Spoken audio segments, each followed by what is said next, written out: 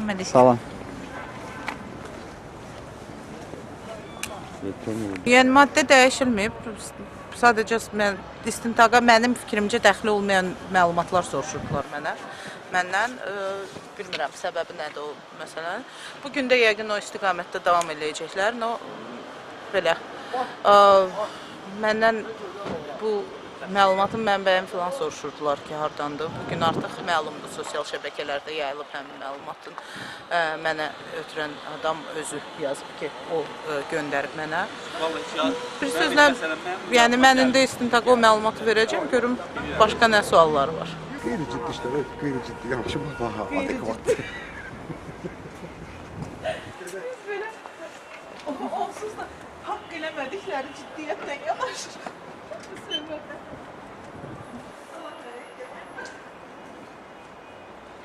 Heç sizin idarəyə belə Yenə Art Garden barədə soruşurdular və yəni eyni situasiya. Niyə məhz mənlə görüşüblər? Bu barədə soruşurdular. Mən də dedim ki, yəni məndən qabaq onlar diplomatik akademiyada olublar, orada görüş keçirdiblər və diplomatik akademiyanın rektoru Hafiz Paşayev haqqında çox müsbət fikirlər söyləyirdilər bizimlə görüşdə. Mənim heç ağlıma gəlmədi ki, soruşam ki, onlar Hafiz Paşayevlə və yaxud mənimlə niyə görüşüblər? Çünki ikimiz də çox məşhur adamlarıq. Yenə də mən məlumat verdim ki, bu Ramin Nağıyev tərəfindən mənə ötürülüb, göndərilib həmin o fayl və növbəti istintaq hərəkəti, yəni təyin olunub çərşənbə axşamına.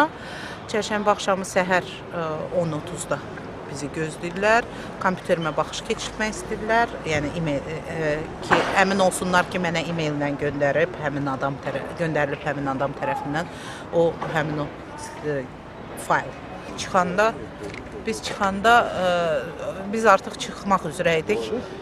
Ceyhun Osmanlı girdi restorana və əgər biz Ceyhun Osmanlı restorana iki qadından birgə girdilər, onlar restorana. Onlar içəri girəndə biz artıq hesabı müzakirə edirdik və güman eləmirəm ki, Ceyhun Osmanlı özü əgər həqiqətən də qulaq şahidi olubsa həmin söhbətə, hansısa bir maraqlı bir söhbət eşitmiş ola bilərdi. Mən güman edirəm ki, bu Ceyhun Osmanlının əgər belə bir səs yazısı varsa, bunu Ceyhun Osmanlı yazmayıb. Ya da ki, ola bilsin həmin o iki qadından birgə restorana girməmişdən əvvəl hardasa gizlənibmiş orada, stolun altında ya hardasa bilmirəm. Görməmişəm onu.